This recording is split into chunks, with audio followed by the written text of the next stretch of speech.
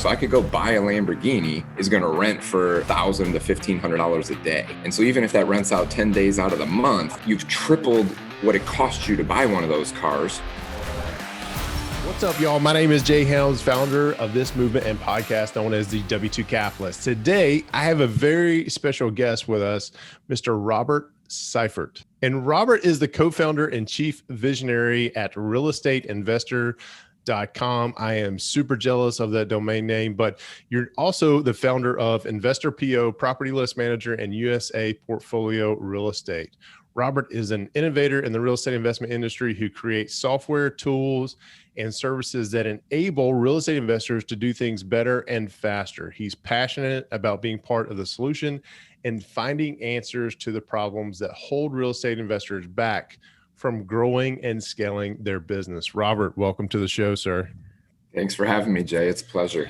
We're talking about, and I recently was introduced to Turo. I've never done anything on there on either side. I've never leased or rented or whatever. But we're not necessarily talking about your Toyota Camrys that are on there, right? I mean, we're talking about high-end vehicles, Teslas, and so that's how far I get out of it, right? I don't know what a high-end vehicle is. I mean, a Lamborghini, so this is kind of, let me throw it back to you. What kind of vehicles on Turo actually make you the money, right?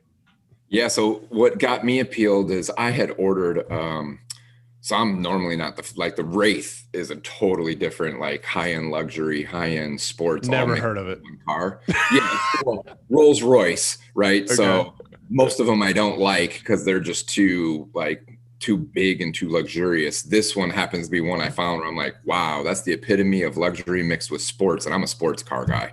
And I'm more specifically not a fancy Ferrari, Lamborghini guy. Like, they're cool, but I love Corvettes, Camaros, Mustangs, where I grew up, right? Gotcha. So it's what I know. I grew up like 2 miles from the Ford mansion and the Ford estate. So, wow.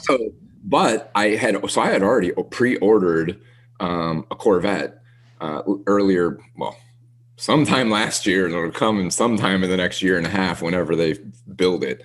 But once I actually just turned down an opportunity to buy one. And then a week later, I was sitting with a friend, real estate friend, and we were talking about real estate, and he started telling me about this Turo thing. I'm like, wow, I've heard about Turo. You just go rent cars on there, right? He's like, yeah, but I'm not doing that. I'm renting them out and I'm making more money than I am in real estate. I'm like, how is that possible? And so he broke down. So like the cars, so here's the interesting thing. Cars, like maybe not a Toyota Camry, but it probably does do really well. But Jeep Wranglers, for instance, are one of the top rented cars from all the data Turo has. And so it gives you an example of an ROI as breaking it down. And this is where I'm headed with it. Jeep Wranglers will probably generate, a few $1,000s a month in rental income. And mind you, the payment, if you bought a used one, slightly used, certified pre-owned, right, a couple years old, your payment's probably only a couple $100 a month. So think of just like a house I can leverage. This thing's got like way more ROI potential, right? And that's just a Wrangler. Then you take what I'm doing from once he showed me that, yes, if I got a Ferrari or a Lamborghini, and I'm looking at some only because, but I'm looking at the math, right? Like he wants those sexy cars and he wants to he has the flashy car and it pays for itself, right? And that's what a lot of people you can do that with Turo. So I could go buy a Lamborghini, and a Lamborghini, for instance, is going to some of them rent for like, depending on the year and the age, $1,000 to $1,500 a day. And so even if that rents out 10 days out of the month, you've tripled what it costs you to buy one of those cars. Right? Yeah.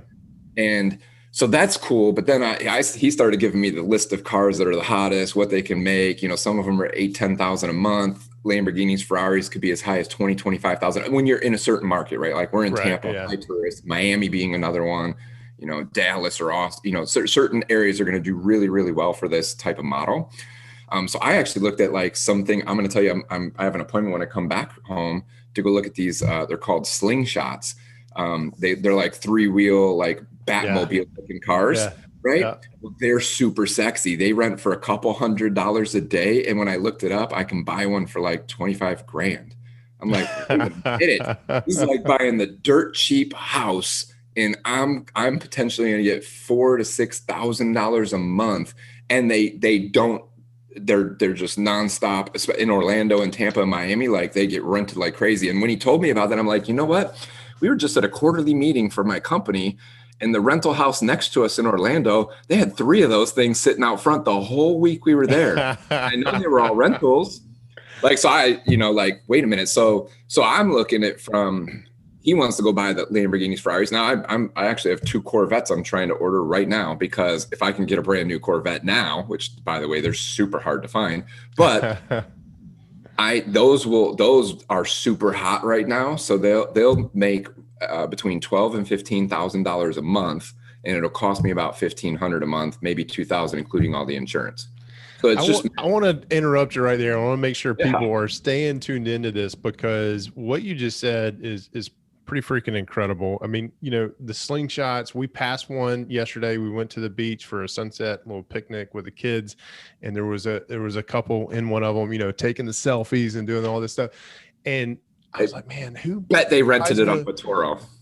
They had to rent it, and I think there might be a place down here, but I'm just sitting here thinking, we live in a place where Jeep Wranglers are I mean, we're right on the beach. We're not right on the beach. We're hot as the eagle flies 2 miles from the beach, right? Yep. Who wouldn't want a Jeep when they come to the beach, right? And number one. So I don't know. I'm sitting here thinking, as real estate investors, we talk about how hot the market is. There are no deals to be had or anything like that.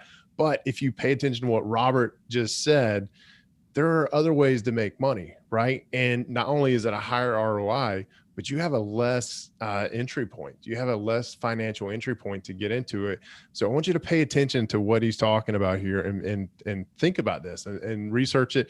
I don't know what Toro requires from insurance and all this other stuff, or what your insurance requires if you're on Toro, but I don't know. There is something there that I will be exploring here pretty soon. And the fact of the matter is we will get to use the Jeep when it's not being rented out. You know what I mean? So that is very interesting. A very, very creative way to continue to generate some cash flow in the market that we're in. So thank you for planting that seed with us there. That's incredible. In like real estate, once I got taught it, it's really, if you think about it from a real estate perspective, besides the cash flow, like that's the sexy part to me too, is that, wow, math is crazy. And why would I buy a Lambo when I could buy like 8 slingshots? So that's where my head went. Right. But the truth is really where the concept comes from, and to want to talk about real entry point is Airbnb with cars. Mm-hmm. So that's all it is. Like, right. People buy houses they want to live in, the lifestyle they want, and then they rent them out Airbnb and make money off of a house when they're not using it. Yep. Same thing with cars. So the real entry point is, what if you're on here and you own a Jeep Wrangler right now, but you don't drive it all the time? Maybe you're working virtually now and you used to drive to work every single day. Just test out putting it on Toro and see if it gets rented. And when it gets rented, this is what happened to my friend. He put a car on there and he was like, dude, it got booked for 4 days for $1,000-something. And I instantly went and bought 10 more cars. Like, he was hooked, right? And so that you could test it with, and by the way, you could test it with whatever car you own. If you're not driving it every day, just go look at what those cars online are renting for in your area. Look up Toro, right? And from insurance, Toro has all the built-in insurance, which is cool too. So like, yeah, you have to have an insured vehicle. Most states require that anyways. But when someone rents your car, Toro has an insurance policy they have to take in order to cover it while it's rented. Gotcha. So yeah, it's very easy entry, very appealing. And I haven't rented my first car yet. But I'm actually, when I'm traveling, instead of booking a rental car like I normally do, I actually have been on Toro last night. Like, wait a minute, I'm going to actually rent a car on Toro and see how this goes compared to Enterprise. And actually I found out I'm going to get a way cooler car for like half the price I would have paid for like a normal car at Enterprise. It's crazy. You mentioned Airbnb, and that's a very easy transition for my mind to take on. It's going to be interesting to see where this whole market goes, because of, Airbnb is now one of the biggest competitors to hotels. They Yeah. own no infrastructure whatsoever. It's just incredible. And most people, when they're thinking about vacationing during COVID, they're staying at an Airbnb. They're not thinking about, hey, I want to get around a bunch of people I don't know in a hotel. And this whole Toro seems like if it keeps going the way it is and what you're talking about, it will definitely take on the rental car industry as the top leader, if it's not already. I don't know enough about it to say if it is or not. Robert, I want to thank you for your time. Really enjoyed the conversation, getting to know you a little better. Hopefully we can do this again soon. Just want to encourage the listeners to check out what all you have going on at realestateinvestor.com. But what is the best place for people to connect with you if they want to reach out? Yeah, so obviously that platform shows you all the tools, services, and coaching that we offer. Next best place, if you want to connect with me on social media or anywhere else or directly, just go to iamrob360.com and pick your favorite platform. It'll link you to wherever it is, and I communicate in all ways. And I'll make link to all of those in the show notes as well. Rob, thanks again for being here. Really do appreciate it. Safe travels to you, sir, and I hope to talk to you soon. Absolutely.